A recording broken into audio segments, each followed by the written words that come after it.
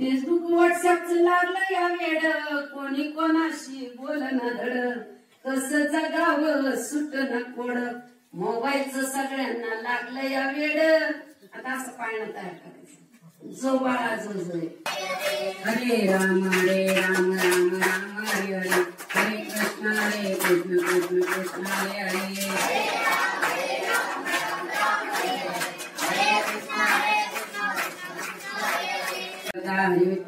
श्री ज्ञानदेव पंढरीनाथ भगवान की जय. मौली ज्ञानेश्वर महाराज की, जगद्गुरु संत तुकाराम महाराज की जय, ब्रह्मनाथ बाबा की जय, कोंडाजी बाबा की.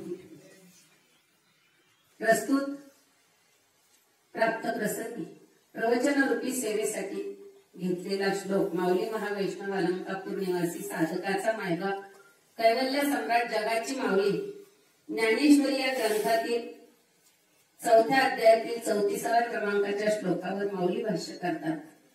ते ज्ञान पैगाबरवे जरी मनी अति जाणावे, तरी संता या भजावे सर्वस्वीसी. सुंदर असं असणार हे वातावरण आहे. आदरणीय परमपूज्य प्रातस्मरणीय हरिभक्त परायण कोंडाजी बाबा डेरे यांच्या या मंदिराच्या समोर आणि चाललेला हा सुंदर उपक्रम, यामध्ये मला असं वाटतं आज 8 दिवस झाले का? 8 दिवस झाले, बरोबर आहे ना? मांडी घाल. 8 दिवसामध्ये कसं वाटलं मुलांना? मनापासून? तुम्ही सगळे एकाच घरातले आहात का? पण सगळे इथे येऊन एका घरातले झाले की नाही? किती छान वाटलं. आपण आपल्या घरामध्ये राहत असताना आपण आपली कपडे धुतो का? आपलं ताट उचलतो का? आपलं ग्लास तरी उचलतो का? आईला उलट बोलतो की नाही?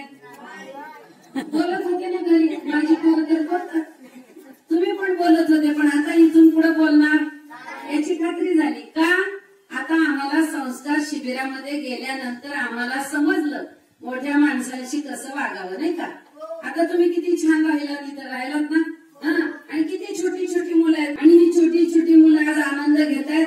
आज प्रत्येक घराघरातून मुलांना याची काय गरज आहे, तर आपल्याकडे मोबाईल आणि व्हॉट्सअपने आणि या टीव्हीने कहर केला, नाही का? त्यामुळे मानसिकताच राहिली नाही. आता काही देव धर्म, नाही का, संस्कार संस्कृती, त्याच्यामुळे आता आपल्या घरातलं वातावरण राहिलं नाही. त्याच्यामुळे ही शिबिरं घेण्याची काळाची गरज आहे. आणि म्हणून तुम्ही सर्व मान्यवर आता सगळ्यांचा नामोल्लेख केला, तुम्हाला सर्वांना अभिवादन करते. मला विषय दिलाय आपल्या महाराजांनी, शंकर महाराजांनी, जनाबाई सांगा. म्हटलं ठीक आहे, जनाबाई सांगू, मुक्ताई सांगू, नाही का? कारण काळाच्या पडद्याआड गेलेली माणसं सुद्धा कर्तृत्वानं ती आपल्यापर्यंत आजही आलीत, नाही का? म्हणून आज आपण ज्या बाबांच्या समोर आहोत ना, त्यांनी सुद्धा कर्तृत्व सिद्ध केलं आणि विनम्रतेनं माना झुकल्या गेल्या. सुंदरता वाटलं माहित आहे का? कारण बाबांनी ही भूमी त्यांच्या पदस्पर्शाने पवित्र केलेली आहे. पवित्र ते फळ पावन तो देश, आणि जेथे हरीचे दास जन्म घेती. सगळीकडे हरीचे दास जन्म घेत नाहीत, तर सगळीकडे जन्म घेण्यासाठी आधी ती भूमी पवित्र करावी लागते. असं म्हणतात, विवेकानंदांना विचारलं होतं एका सत्प्रस्थान परदेशामध्ये, का हो विवेकानंद, तुम्ही सारखे म्हणता आज आमच्याकडे कृष्ण जन्म आहे, आज राम जन्म आहे, आज चतुर्थी आहे, आज आमच्याकडे गणपती बाप्पा येतात जेवायला, हे सगळं तुम्ही सारखं सांगता. सारखं सारखं काय तुमच्याकडे देव येतात? आमच्याकडे परदेशात असं नाहीये. म्हटले आमच्याकडे देव येतात दररोज, म्हटलं तरी आमच्याकडे सण उत्सव असतो. शनिवार कुणाचा आहे? शनिदेवाचा आणि मारुतीचा, नाही का? रविवार कुणाचा? वा छान. अहम वाग्या सोहम वाग्या प्रेम नगरावारी, सावध होऊन भजनी लागा देव करा कैवारीन माझ्या मल्हारीची वारीन, माझ्या मल्हारीची वारी. सोमवार कोणाचा आहे? महादेव. मंगळवार, बुधवार विठ्ठलाचा, गुरुवार शुक्रवार परत देवीचा, आणि परत आला कुणाचा? आमच्याकडे दररोज देव आहे. आणि मग त्यांना विचारलं, हे काय तुमच्याकडे सारखे सारखे देवांचंच असतं, आमच्याकडे नाही बाबा असं. म्हटले का बरं असं? तेव्हा विवेकानंदांनी उत्तर दिलं. म्हटले पाऊस जास्त कुठं पडतो? त्या माणसानं उत्तर दिलं, पाऊस तिथंच जास्त पडतो जिथं दाट झाडी असते, जिथं डोंगर असतो तिथंच पाऊस पडतो. मग म्हटले उत्तर सुद्धा तुमच्या प्रश्नातच आहे. म्हटले कसं? म्हटले जिथं झाडं जास्त असतात जिथं पाऊस पडतो मग जिथं भक्त असतात तिथंच देव जन्म घेतात, हे महत्वाचं आहे. मग देव सुद्धा कुठे येतात? जिथं भक्त आहेत तिथंच येतात, बरोबर आहे की नाही? मग लहान मुलांमध्ये सुद्धा देव असतो बरं का. तुम्ही लहान आहात ना, तुमच्यामध्ये पण देव आहे, आमच्यामध्ये देव आहे, नाही असं नाही, पण आम्ही त्याला विसर केला आणि तुम्ही मात्र विसरला नाही. जोपर्यंत विसर पडत नाही तोपर्यंत देव सहाय्य देत असतो आणि म्हणून 5 वर्षापर्यंत भगवंत साथ देत असतो. तिथून पुढची बुद्धी आपली आहे. म्हणून म्हणावं लागलं संतांना, दुर्बुद्धी दे मना कदा नकोजो नारायणा. मग दुर्बुद्धीला सुरुवात होते ना माणसाची, ती समज आल्याच्या नंतर. तोपर्यंत तुम्ही अल्पबुद्धीमध्ये असताना तुम्हाला एवढं काहीही जगाचं घेणं देणं नाहीये. तुम्हाला आई आणि वडील हेच जग असतं, बरोबर आहे ना. पण संस्कार आणि संस्कृतीची ही काळाची गरज आहे आणि म्हणून धर्म जागृती करण्यासाठी आज हे शिबिर. आजपासूनच नाही तर याला 8 दिवस झाले आणि तसं पाहिलं तर बरेच वर्ष चालले, नाही का. 3रं वर्ष चाललंय, पण चाललेलं आहे. आणि अनेक ठिकाणी ही शिबिर आहेत, आळंदीला शिबिर आहेत, बरोबर आहे की नाही. तुम्ही इथं आल्यापासून तुम्हाला जे पहिल्या दिवशी येत नव्हतं ते आता येत असेल, येतं ना. मग मला आता सांगा, ज्ञानोबा कोण होते? संत होते, बरोबर आहे. मुक्ताबाई कोण होत्या?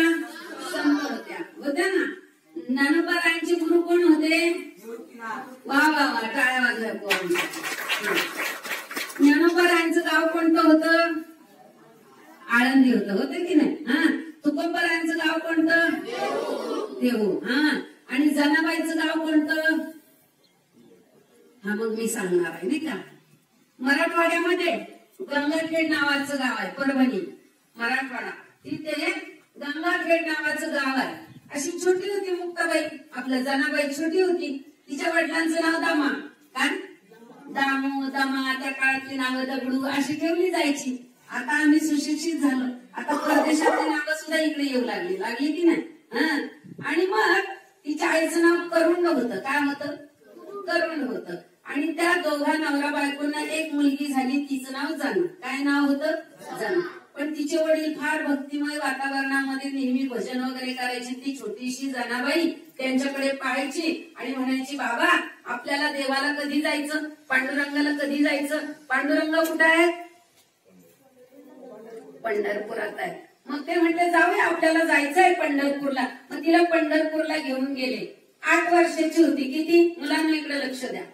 किती होती? मी आता तुम्हाला याच्यावर प्रश्न विचारणार आहे, तुम्ही किती ऐकलं ते मला कळायला पाहिजे, हो की नाही. हा. मग ती 8 वर्षाची जनाबाई होती आणि देवाच्या पुढे उभे राहिले. कुठे? पंढरपुरात पांडुरंगाच्या पुढे.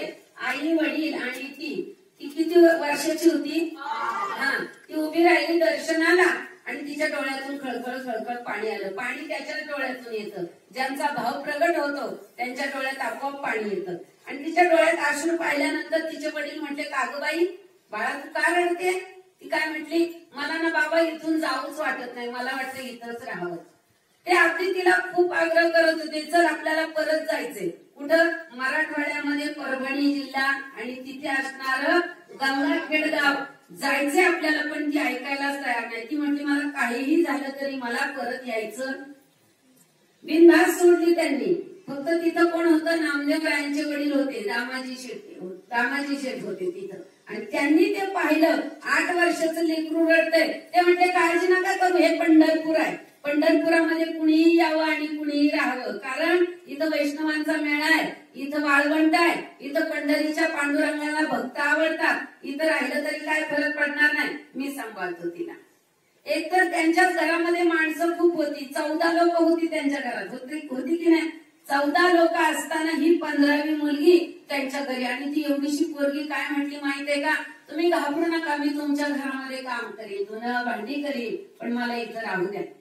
नामदेवरायांचं वय तिच्यापेक्षा थोडस जास्त होतं. घरी नेल्याच्या नंतर नामदेवरायांनी पाहिलं, ही पोरगी कोण आहे? मग सांगितलं त्यांच्या वडिलांनी. म्हटले, बाळा ही मुलगी आहे ना, तिथं पांडुरंगाच्या देवळामध्ये आलेली आणि तिला वाटत होतं जाऊच नाही, म्हणून मी तिला आपल्याकडे आणलं. आता तेही थोडे मोठे होते, खेळायला बरं झालं त्यांना जोडीदार झालं, नाही का. असं असताना आणि मग तिथंच ती जनाबाई राहिली. आणि राहिल्याच्या नंतर ती थोडी मोठी झाली. मग ती दळण दळायची जात्यावर. जाता असायचं ना पूर्वी. जात किती पोरांनी पाहिले, सगळं आहे अजून आपल्या इकडे, नाही का. काही लोकांना जात. मला सांगा बरं, थांबा, खाली हात करा. तू सांगाय जात कसं ओढतात, असं का असं, तूच मागे बघतो, तू असं ओढतात का असं ओढतात, तू सांग कसं ओढतात, तू सांग कसं ओढतात, जात कसं ओढतात, तू सांग, तू परत सांग. हेच फरक आहे. जात कसं ओढतात, असं इकडून इकडे न्यायचं बरं का. बऱ्याच ठिकाणी मी हळद दळायला जाते ना, अर्धी हळद दळून झालेली आहे, उलट जात ओढत होत्या बाया. कुठं चाललंय विचार करा कधीतरी. अरे हे उलट आहे, ते सोयीचं करायचंय आपल्याला, हे जगच उलट आहे. आणि त्या परत मला म्हणतात तरी म्हणले ते लवकर का खाली येणार, उलट ओढल्यावर कसं येणार, उलट कधी ओढावं लागतं माहित आहे ना. उलट कधी ओढतात त्याला शास्त्र आहे, कधी ओढतात शेवटच्या क्षणी बहीण भावाला दळायचे तेव्हा उलट. किती आपण मागे राहिलोय विचार करा.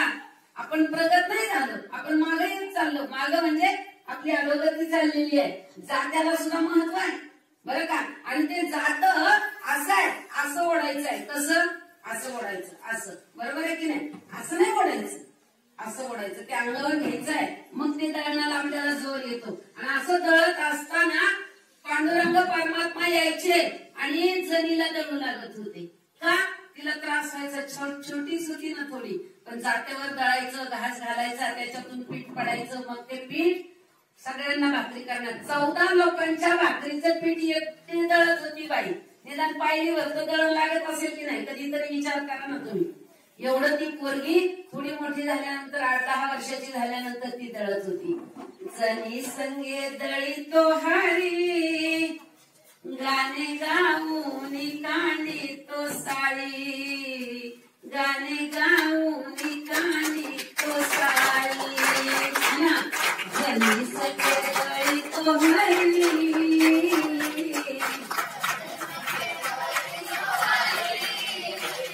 गाणे गाऊन कांडी तो साळी, गाणे गाऊन कांडी तो साळी.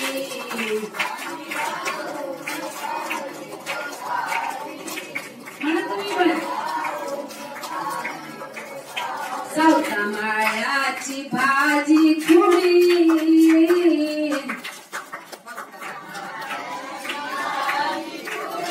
गाणी गाऊन कांडी तो साळी, माझ्या माऊलीची भिंत ओढी,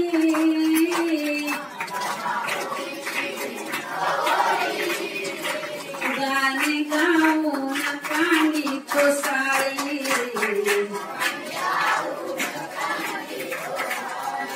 जनी संगे दळी तो हरी,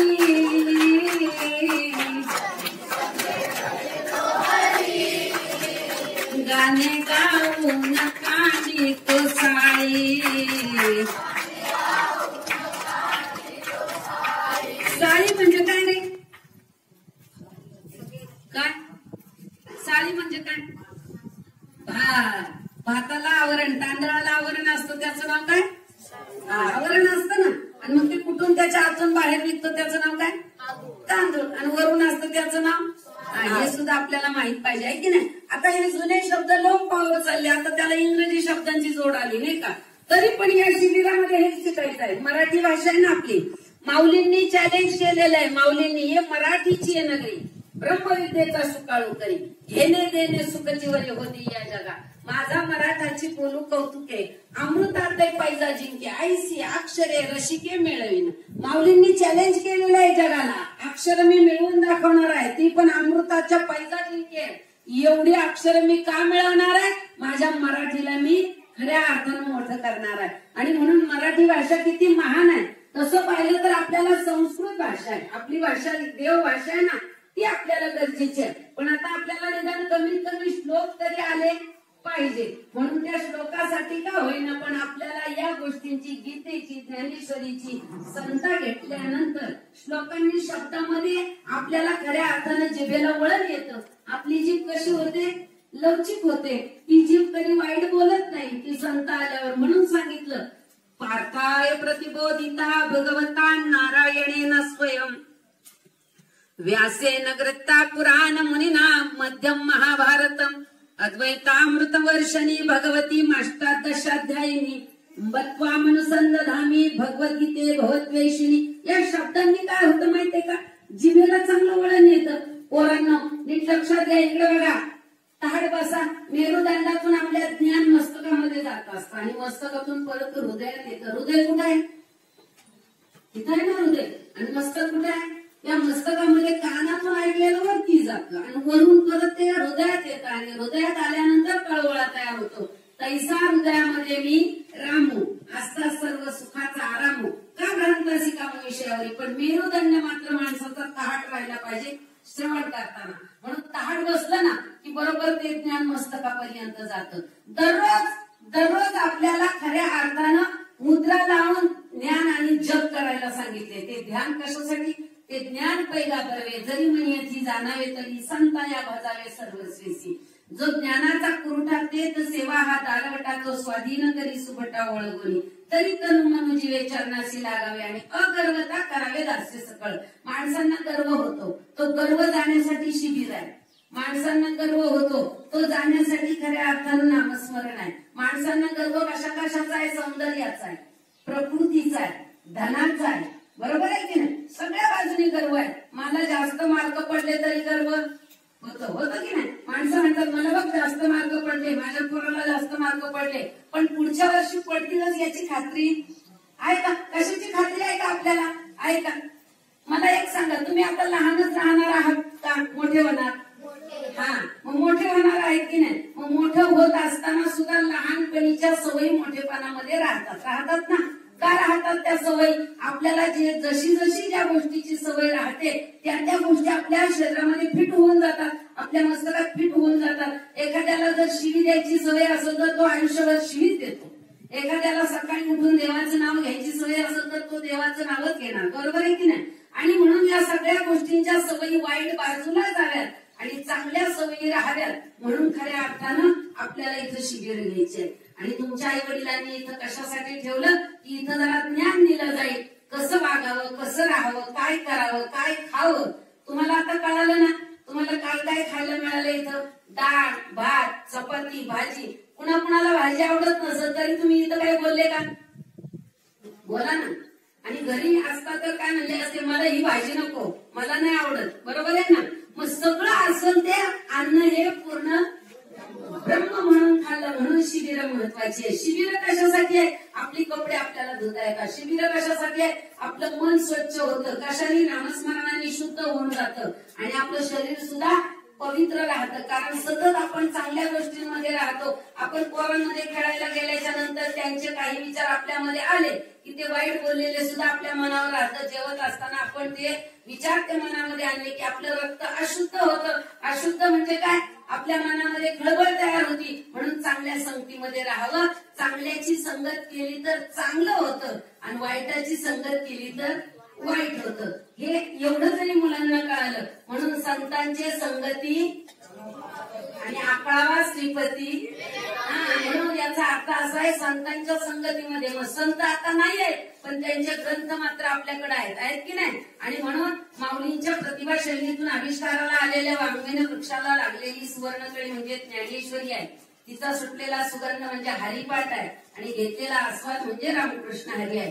पोरांनो, आपण जेव्हा बोलतो ना तेव्हा काहींचं लक्ष सुद्धा नसतं. काही माणसं पार पुण्याला जाऊन येतात, काही दिल्लीला जाऊन येतात, लक्षात येत नाही. बरोबर आहे की नाही? पण ते लक्ष लागावं म्हणून नामस्मरण आहे. नामस्मरण केल्यानंतर पुढचं काय बोलतो हे आपल्याला कळत राहतं. कारण त्या नामस्मरणाने माणूस एकाग्र होतो. चिंतन. आता हे बाबांच्या प्रांगणात तुम्ही आहात. बाबा कुठे शिकायला गेले होते का? बाबांनी कुठे जाऊन शिक्षण घेतलं होतं का कॉलेजमध्ये? नाही. पण नामस्मरणाने त्यांची बुद्धी व्यापक झाली होती. कारण देव जे सहाय्य करतो ना ते माणूस करत नाहीये. म्हणून बाबांनी आज तालुक्यातच नाही तर जिल्ह्यात नाही तर जवळजवळ महाराष्ट्रभर त्यांची कीर्तनं, नाही का? आजही आपण विनम्रतेने त्यांना वंदन करतो कारण त्यांचे विचार चांगले होते की नाही? अजून एक आहे का? शाळेमध्ये प्रश्न सांगितले, 4 प्रश्न सांगितले बरं का? शिक्षकांनी 4 प्रश्न सांगितले, नीट लक्षात घ्या. सांगितले घरी जाऊन काय करायचं? घरी जाऊन या प्रश्नांची उत्तरं लिहून आणायची बरं का? 3री 4थीची मुलं होती, छोटी छोटी बरं का? नीट आहे का? मग त्या पोरांना प्रश्न सांगितला, आईच्या आईला काय म्हणतात आणि वडिलांच्या आईला काय म्हणतात, आईच्या भावाला काय म्हणतात आणि वडिलांच्या भावाला काय म्हणतात. पोरांना सांगितलं, तुम्हाला कळत नसेल तर घरात मध्ये विचारा, तुमच्या घरात माणसं असतात ना आई वडील, त्यांना विचारा. सगळ्या पोरांनी उत्तरं लिहून आणली, पण एका पोरानं उत्तरच लिहून नाही आणलं बरं का. त्या पोरानं काय सांगितलं, मी उद्याला देतो उत्तर. का? ते मला माझी आई घरी नाहीये म्हणून. कारण त्याला त्या वडिलांच्या बरोबर बोलायची सवय. वडिलांना घाबरतात पोरं, घाबरता ना?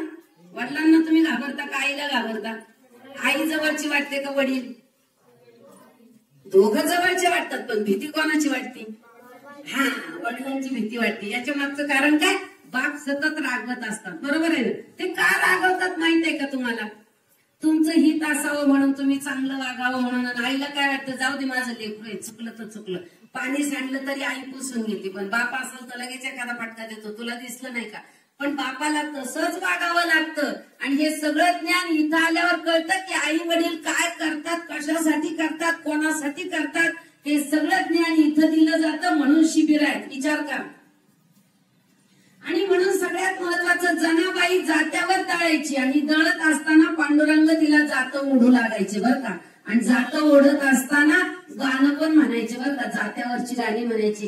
आज महाराष्ट्रभरच नाही तर अखंड जिथं जिथं आपली लोक आहेत ना, त्यांना कुणालाही विचारा, परदेशात सुद्धा कधी फोन करा, अमेरिकेला राहणारी सुद्धा लोक आहेत, पण तुम्ही जर विचारलं सगळ्यात महान संत कवयित्री कोण आहे तर जनाबाईचं नाव घेतलं जातं. काहीच नाही ना, दासी म्हणून राहिली, एवढीशी पोरगी दुसऱ्याच्या घरात राहिली. दास्यत्व एवढं सोपं नाही. म्हणून सांगितलं, श्रवणम कीर्तनम विष्णू स्मरणम पादसेवनम अर्चनम वंदनम दास्य सख्य आत्मनिवेदनम. या 9 विधा भक्तीमध्ये दास्य भक्ती फार अवघड आहे, जी आमच्या हनुमंतरायांनी केली. दास्य भक्ती आहे, पण ती इतकी अवघड असताना सुद्धा जनाबाईनं दास्य भक्ती केलीच केली.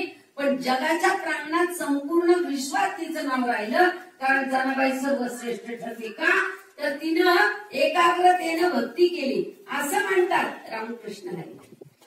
दळण दळत असणाऱ्या पांडुरंगानं, मदत करत असणाऱ्या पांडुरंगानं दळण दळून झाल्यानंतर पांडुरंग म्हटलं, मला नाही जायचं आता देवळात, मी इथंच झोपतो. पांडुरंगानं काय केलं, तिथं डोकं दिलं. तिनं पीठ बीठ भरलं, डब्यामध्ये टोपल्यामध्ये ठेवलं. तिला वाटलं सकाळी द्यावं, कारण नामदेवराय पलीकडे राहत होते, मी तिला इकडच्या बाजूला एका पडवीला तिला जागा दिली होती. आणि ते दळून झालं आणि देव तिथंच झोपले. तिथं झोपल्याच्या नंतर काय झालं माहित आहे का पोरांनो? देवाला झोप लागली आणि तिला वाईट वाटलं. तिच्याकडे एकच गोधडी होती. देव झोपले, घोंगडी होती ना देवाची अंगावर नेलेली खांद्यावर, त्या घोंगडीवर देव झोपले. आणि काय केलं, शेला आहे ना शेला, तो उशाला ठेवला. आणि हिनं काय केलं, तिची गोधडी देवाच्या अंगावर पांघरून टाकली. तिला काय वाटलं, गार लागतंय, जाऊ द्या, अंगावर टाकली. आणि ती आपली जमिनीवर पलीकडे झोपली बरं का. आणि झोपल्यानंतर देवाला आठवण झाली, अरे बापरे, उजेडात आलं की काय, भक्त मंडळी तर सगळे काकड्याला येतील. मग तिनंच उठवलं, म्हणली देवा उठा. देवळामध्ये सगळे आले असतील आणि म्हणतील देव कुठे गेले, देव कुठे गेले, येतील सगळीकडे शोध घ्यायला, उठा लवकर. देव उठल्या, आता तिलाही झोप येत होती. देव उठले आणि त्यांनी काय केलं, ती घोंगडी घ्यायची का खांद्यावर, काय घेतलं, वाकळ. वाकळ म्हणायचे ना, पूर्वीची लोक, तिकडची लोक वाकळ म्हणतात आणि आपण काय म्हणतो, गोधडी म्हणतो बरं का. ती गोधडी घेतली खांद्यावर आणि देव धूम पळाले. शेलाही तिथंच राहिला, अंगावरती शेला असतं ना, उपकरण असतं ना, तेही तिथंच राहिलं. आणि गेले देव निघून आणि जाऊन लगेच विटेवर उभे राहिले. विटेवर उभे राहिल्यानंतर भक्त मंडळी आले, पुजारी आले. अरे पाहतात देवाच्या अंगावर गोधडी, घाबरले ना. सगळ्यांना बोलवलं, भक्तांना म्हणले, ते काकडा काय करता, इकडे या पहिले. म्हणजे देवाच्या अंगावरची शाल नाही, देवाच्या अंगावरची असणारा मखमली शेला असतो तो नाही, देवाच्या अंगावरती घोंगडी नाही. झालं काय, कारण घोंगडी काय मासायची. म्हटलं काय झालं, गेली कुठं आणि गोधडी कशी काय आली, कोण आलं होतं पाहिलं पाहिजे. अखंड गावामध्ये शोध घेतला की गोधडी कोणाची आहे, कारण शोध कुठून सुरू होईल, गोधडी पासूनच होईल ना. ती गोधडी घेऊन सगळीकडे फिरले. देव काही बोलले नाही, ते दगडाचा देव झाला, बरोबर आहे ना. ते कशाला बोलत, पण बोलायला मात्र जणीकडे जात होता. त्याच्या संगतीच देव बोलतो, जो त्याचा खरा भक्त असतो. एरवी कोणाशी देव बोलणार, पण भक्ताशी बोलल्याशिवाय राहत नाही. आणि मग सगळीकडे गेले आणि जनाबाईच्या तिथं आले आणि म्हटले ही गोधडी तुझी आहे का? म्हणजे माझीच आहे गोधडी. का? म्हटले देवाच्या अंगावर कशी. आता ती काहीच बोले ना, कारण जरी सांगितलं तर कुणाला खरं वाटणार, कोण खरं मानणार होतं. ती म्हटली मला नाही माहिती कशी काय गोधडी केली. मग सगळ्या गावाने ठरवलं हिला फासावर द्यायचं, सुळावर. त्यावेळेस सुळ म्हणायचं, सुळावर द्यायची. सुळ असा असायचा, वरती पण लोखंड आहे, खाली लोखंड आहे, मध्ये मुंडकं घालायचं, दाबल्यानंतर मधल्या मध्ये ते मुंडकं कट होणार, त्याला सुळावर म्हणतात बरं का. आणि मग ठरलं सगळ्यांच्या मताने की हिला सुळावर द्यायची. तयार झाली. तयार झाल्याच्या नंतर त्या सुळावरती न्यायच्या. सगळ्यांनी नेलं, तिच्या हाताला बांधलंय. ती म्हणली काय बांधायची गरज नाही, मी येते, मला सुळावर द्या नाही तर काही द्या. आणि मग मात्र तिनं विठ्ठलाकडे पाहिलं, दर्शन. ती म्हणती मला शेवटचं दर्शन घेऊ द्या फक्त. आणि दर्शन घेताना अशा शिव्या दिल्या ना देवाला. म्हणजे काय रे, तुला मी बोलवलं होतं का दळायला? दळायला आला तर आला, तिथं झोपला तर झोपला, माझी गोधडी घेतली, घेऊनही गेला. इतक्या शिव्या दिल्या जनाबाईनं. देवाला शिव्या देणाऱ्या दोनच महिला झाल्या, एक तुकोबारांची आवली आणि दुसरी बास. कोणाची हिंमत नाही झाली शिव्या देण्याची, पण जनाबाई कुणालाच घाबरली नाही. कारण एक धरीला चित्ती आम्ही आमचं आयुष्य वेचलेलं आहे तुझ्यासाठी. आणि म्हणून तिने शिव्या दिल्या तरी देव काही म्हटलं नाही, काही नाही. आणि देवाच्या पुढे सूळ लावलेला होता. आणि जेव्हा जनाबाईला सुळाजवळ नेली ना, तो असा वितळला. लोखंड वितळलं कधी? आग्नीत टाकलं तर असं वितळलं सगळं. आणि त्या लोखंडाच्या सुळाचं पाणी झालं. आणि तिने डोळे झाकून घेतले होते. तिने शिव्या दिल्या, म्हटली अरे विठ्या मूळ मायेच्या कार्ट्या. इतक्या शिव्या दिल्या तिनं. तुझी रांड की हो, जलम सावित्रीचा चुडा, तुझं जावं केळे मड, तुला बघून काळ रड. अशा शिव्या दिल्या. पण अर्थ नंतरचा कसा आहे? तुझी रांड की हो, जलम सावित्रीचा चुडा. दोन्ही बाजूनी पहा, पुढे जाऊन आशीर्वादही देती आणि आधी शिव्या पण देती. पुढे जाऊन म्हणती तुझं जाऊ किरे म्हणत, तुला बघून काळ रड. जर काळ रडल तर माणूस मागणार नाहीये. दोन्ही बाजूनी शिव्या दिल्या. आणि त्या शिव्या ऐकताना देवाच्या डोळ्यातून खळा पाणी चाललं. आणि मग देव तिथून तिला दाखवत होते, चेहरा हसत होते, घाबरू नको, मी आहे ना. पण दुसरं कुणाला देव दिसले? दुसरं कुणाला दिसले नाही. त्याला पुण्य लागतं. सगळ्यांना देव दिसत नाही. तुम्ही म्हणाल आम्हाला दिसल का? तुम्हाला दिसल्यानंतर सुद्धा तुम्हाला तो देव खरा वाटणार नाही. तुम्हाला वाटेल काहीतरी दुसरं झालं, देव आलाय असं वाटणार. जो दिसत नाही तोपर्यंतच बरं आहे, दिसल्यानंतर माणूस तिथं थांबणार.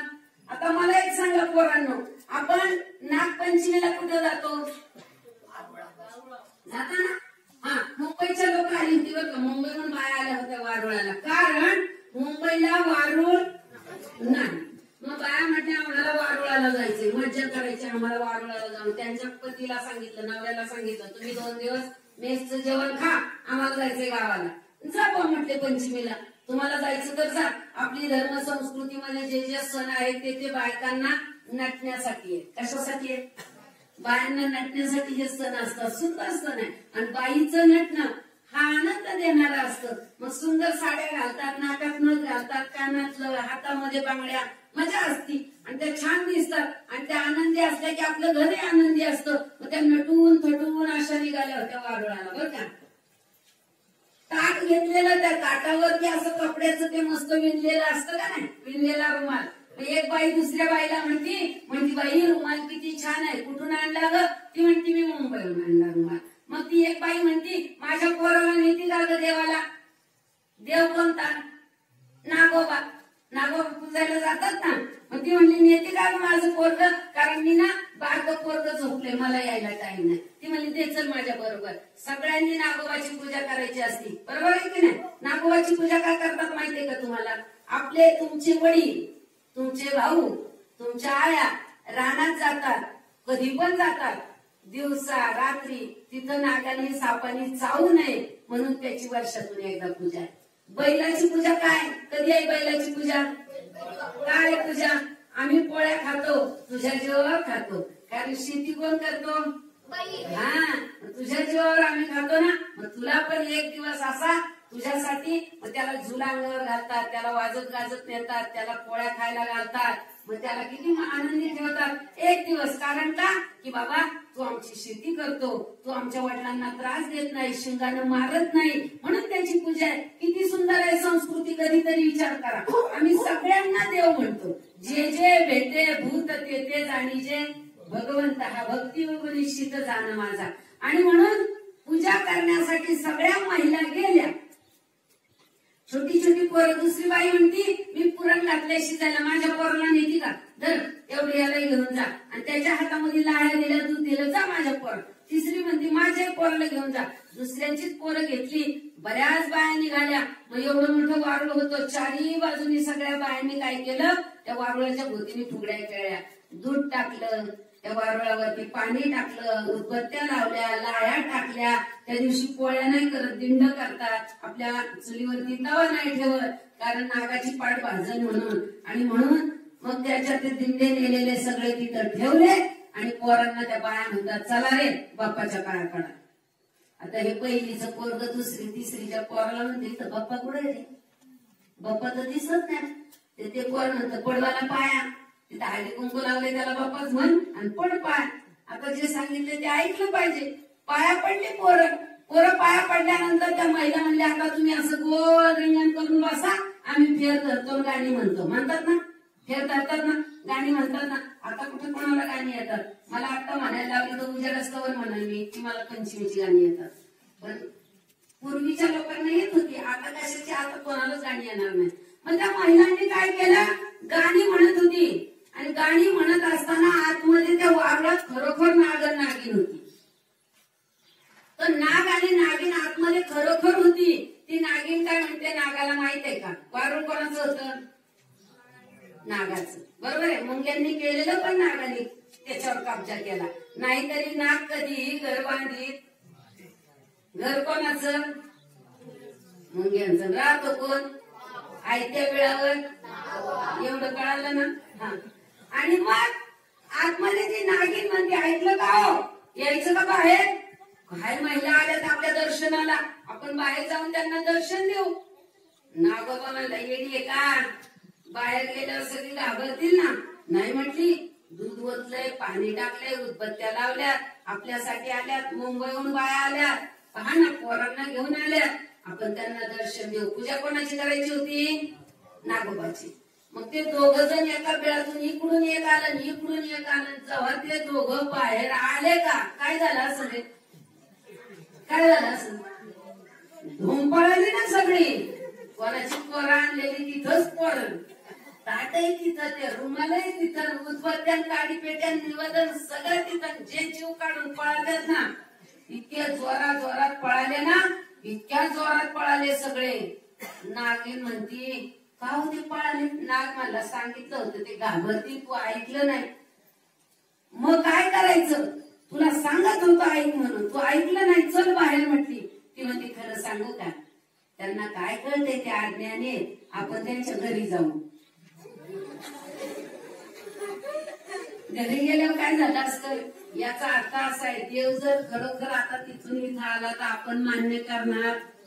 हा, पण आहे तो तिथं बरा आहे.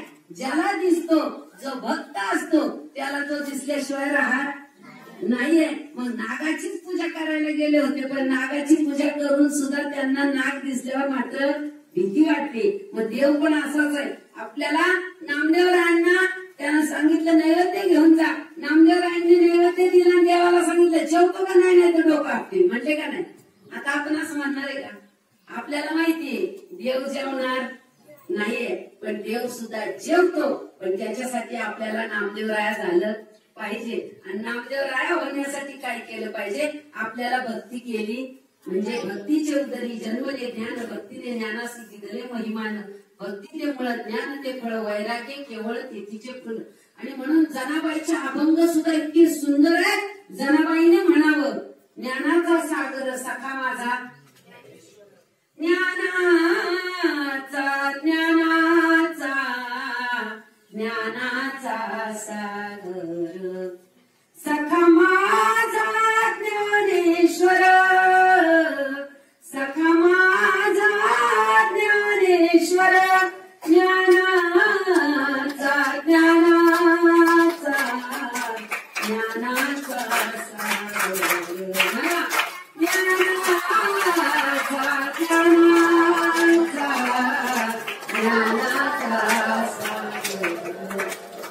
किती सुंदर म्हणतीये जनाबाई, ज्ञानाचा सागर सखा माझा. पहा, विचार करा कधीतरी.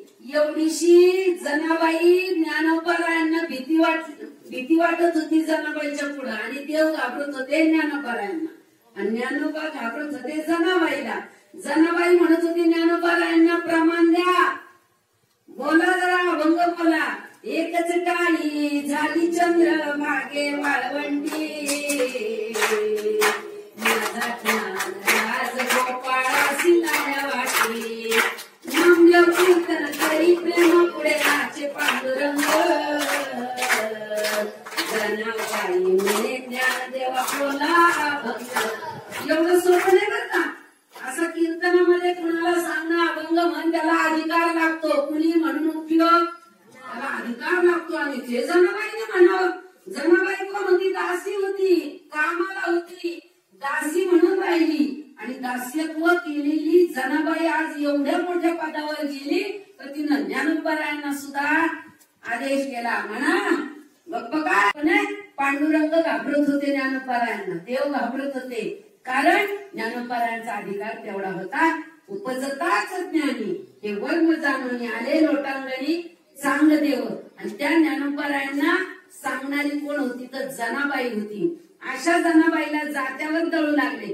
जनाबाई अशी होती, भांडायला पण भारी होती, कोणाला ऐकत नव्हती. भांडण तर भांडण असं म्हणतात. तिची ख्याती काशीपर्यंत गेली. आणि काशीला एका साधूला, एक साधू कोण तर कबीरजी, संत कबीरजी, त्यांना कळालं की पंढरपुरामध्ये एक जनी नावाची बाई आहे, एवढी सुंदर अभंग रचना करते की बास, तिच्यासारखं दैदिप्यमान असणारं तिचं व्यक्तिमत्व तिच्यासारखं जगात कुणाला नाही, असं ती ख्याती तिची गेली. व्यक्तिमत्व कसं असावं? तर जनाबाई सारखं. अशी ख्याती ऐकल्यानंतर त्यांना वाटतं तिच्या दर्शनाला गेलं पाहिजे. ते काशीवरून पायी पायी आले पंढरपूरला. आणि पंढरपुरामध्ये आल्यानंतर ते विचारणार होते तर जनाबाई कुठे राहतात. पण झालं काय, गावाच्या बाहेर गौऱ्या करायचं काम चाललं होतं. आणि गौऱ्या करत असताना दोघी जणी स्त्रिया होत्या, आणि गौऱ्यांवरनं दोघींची भांडणं चालली होती. इतकी जोरात भांडणं चालली होती, इतकी जोरात. गौऱ्या लावणारी एक दुसरी बाई आणि जनाबाई. जनाबाईचा हा गौऱ्यांचा ढीक लागलेला असा. शिनी वेचायची. गौऱ्या कशाला? स्वयंपाकाला, पाणी तापवायला, बनवायला. आणि तिथं भांडणं चाललेली असताना कबीरजी तिथं उभे राहिले या दोघींची भांडणं ऐकत. तिथं प्रचंड गर्दी जमली. भांडणं ऐकायला गर्दी फार होती. ते म्हणले कोण ऐकव या बाया? तर म्हणले एक जनाबाई आहे आणि एक दुसरी आहे तिची शेजारी. म्हणजे ती प्रसिद्ध आहे जनाबाई अभंग म्हणती ती हीच गाडव बापरे. म्हणजे ती तू कसले शिवे देतीये? ते म्हणजे ती देवाला सुद्धा शिवे देते. ती घाबरत. एक कबीरजी तिच्या जवळ गेले. म्हणजे ओ ताई, तुमचं नाव कुठपर्यंत गेलंय? तुम्ही गौऱ्यांसाठी भांडताय, हे पटत नाही तुम्हाला. ती म्हणजे बाबा तू कोण आहे? निघितून गौऱ्या माझ्या जोडल्यावर मी भांडणार. तिने कुणाची कधी परवा केली नाही.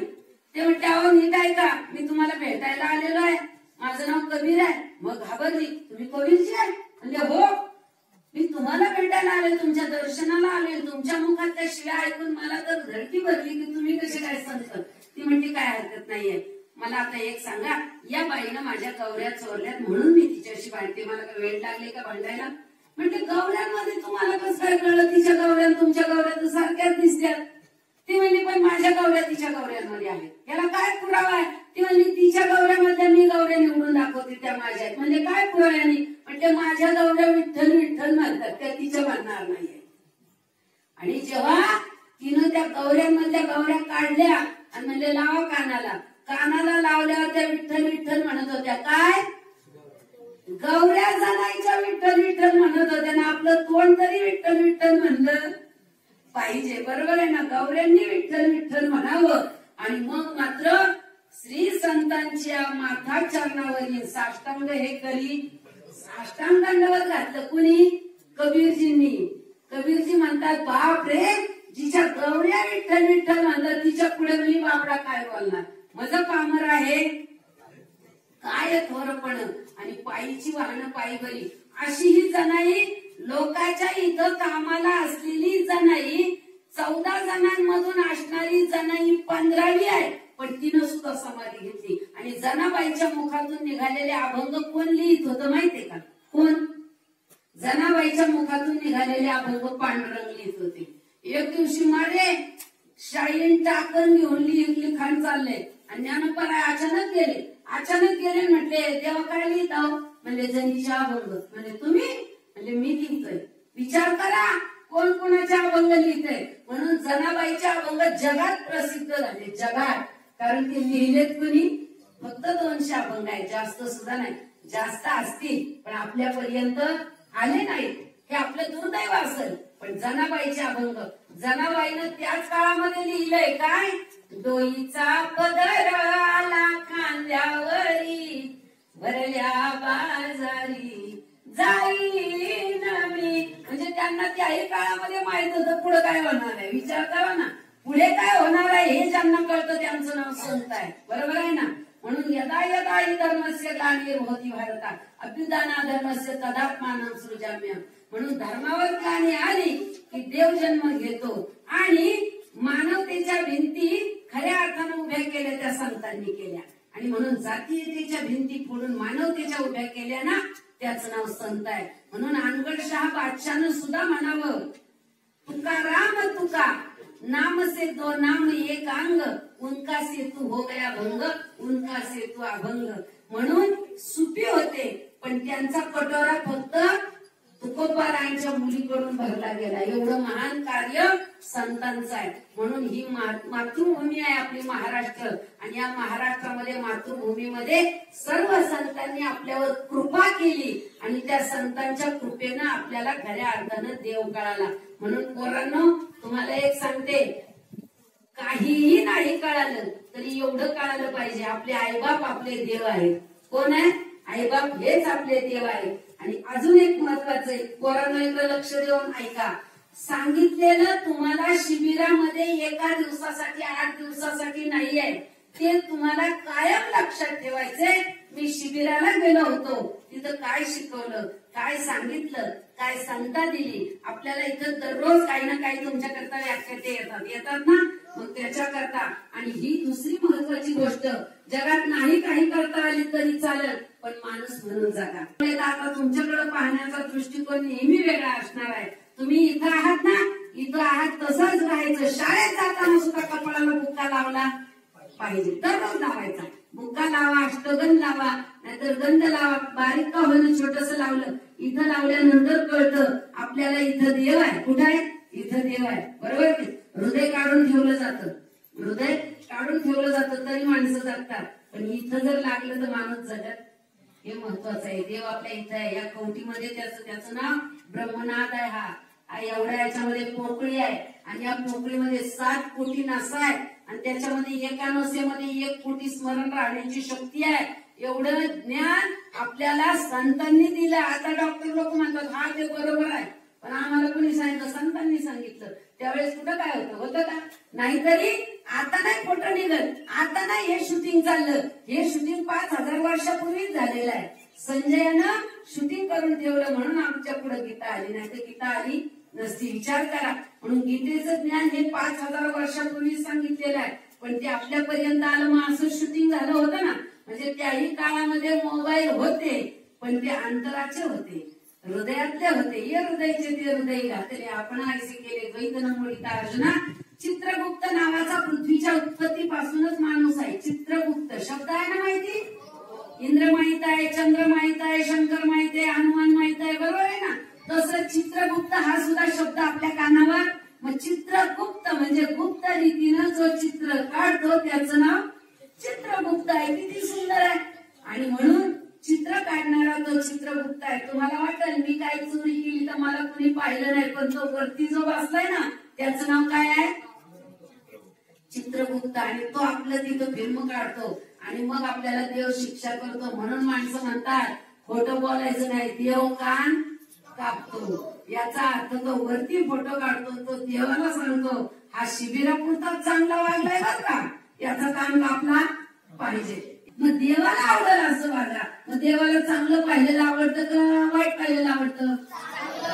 देवाला खोटं बोललेलं आवडतं का खरं बोललेलं आवडतं? हे सगळं मग देवाला आवडेल असं वागा की आपण सुद्धा देव झाल्याशिवाय राहणार. म्हणून देव पहावयासी गेलो तेथे देवाची होणी ठेलो. मग याचा अर्थ असा आहे आपण देवाला जर गेलो तर आपण सुद्धा देव होता येतं. म्हणून अशा या जनाबाईला देवाला शिव्या जरी दिल्या तरी देव म्हणता जाऊ दे तू माझ्यासाठी आयुष्य काढले. आपल्या शिव्या देव सहन करणार कारण आपण देवाला एवढं काय करू शकत नाहीये. पूर्वी व्यायाम होते. सकाळी उठून स्त्रिया झाडून घेत होत्या. पोरं पळत होती. पोरं मल्लखांब करत होती. पोरं व्यायाम करत होती. आता व्यायाम नाही राहिलं. आता आपण कशात करताय? कशात? अरे वा तुम्हीच कबूल झाले गड्या. फेसबुक व्हॉट्सअपच लागलं या वेड. कोणी कोणाशी बोलणं धड. कसं जगावं सुट न कोड. मोबाईलचं सगळ्यांना लागलं या वेड. आता असं पाळणं तयार करायचं. जो बाळा जो मोबाईलचं वेळ नका लावून घेऊ. त्या मोबाईलनं काय झालं माहितीये का? अक्षरशः आपल्या मेंदूच्या नसा फार डॅमेज झाल्या. कामाच्या राहिल्या नाही. बेदुनी किती म्हणलं तरी मोबाईलवर पाहतात. हे चुकीचं आहे. आपल्याला अभ्यास केला पाहिजे. अभ्यासाहून गहन पार्था मग ज्ञान ज्ञानाहून ध्यान विशेषी जे. आणि म्हणून सुंदर अशा या वातावरणामध्ये बाबांच्या या प्रांगणामध्ये तुमचं परम भाग्य आहे की बाबांच्या प्रांगणात तुम्हाला राहायला बसायला मिळालं. हे भाग्याशिवाय मिळत नाहीये. छोट्या छोट्या छोट्या गोष्टीतून तुम्ही इतके मोठे व्हाल की तुम्ही सुद्धा ज्ञानोबाचा कोपा सुद्धा तुम्ही सुद्धा व्हाल. कारण ही स्वप्न पाहणारी माणसं तीच मोठी होतात. अन्य कोणी मोठे होत. स्वप्न पाहावी लागतात. माऊलींनी विश्वाचं स्वप्न पाहिलं. एवढंच करायचं. आणि जगाच्या प्रांगणामध्ये सगळ्यात महान जर काय आहे तर आपले आई वडील आणि आपला धर्म, आपले संस्कार, आपली संस्कृती, आपले ग्रंथ, आपले पंथ आणि आपलं सगळ्यात महत्वाचं आपलं शरीर महत्वाचं आहे. आणि म्हणून या जगात आलाच आहात तर असे संस्कारांनी नटलेले राहा. आणि सगळ्यात महत्वाचं सगळे दिसणारे आपल्या डोळ्यापुढे देव आहेत हे समजायचं. म्हणजे आपण सुखी झाल्याशिवाय राहत नाही. कुंडलिक वरदा हरी विठ्ठल श्री ज्ञानदेव पंढरीनाथ भगवान की जय. माऊली ज्ञानेश्वर महाराज की जगद्गुरु संत तुकाराम महाराज. पंढरी बाबा